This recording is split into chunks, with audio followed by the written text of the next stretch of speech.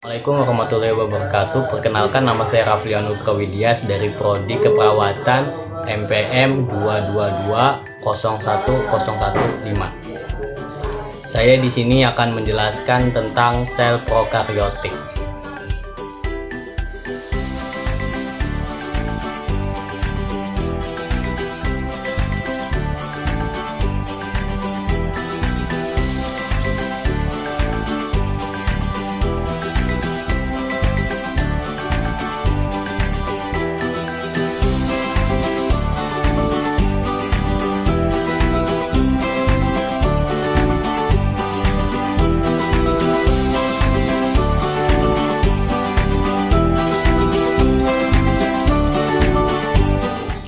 Yang pertama adalah kapsula.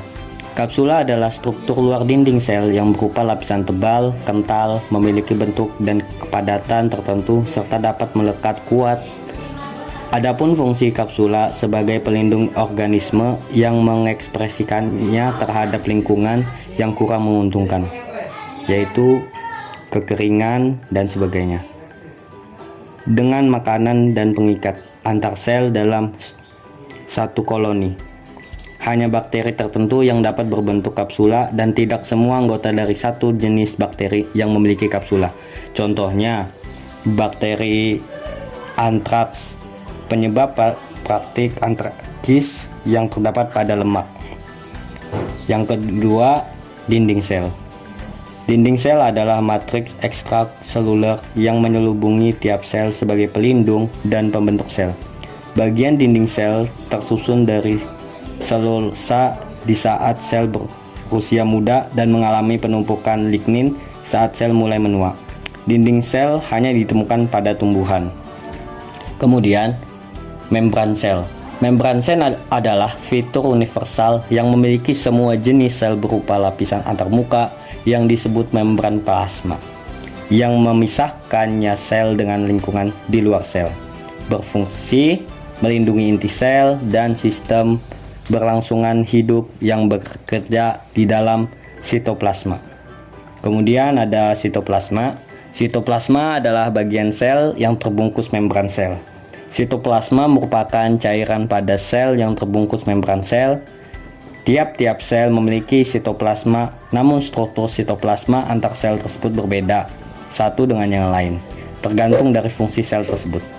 Pada sitoplasma terdapat sitoskeleton, berbagai organel dan vesikolif, serta sitofol yang berupa cairan tempat organel melayang-layang di dalamnya.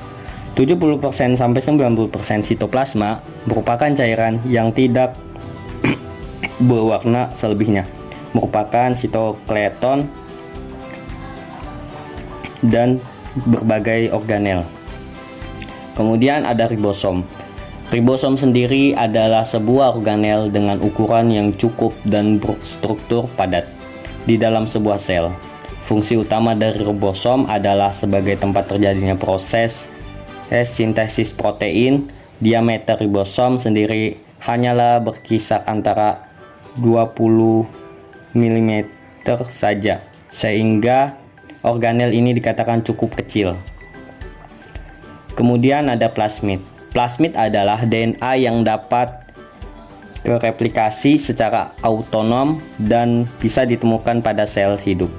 Di dalam satu sel, dapat ditemukan lebih dari satu plasmid dengan ukuran yang sangat bervariasi. Namun, semua plasmid tidak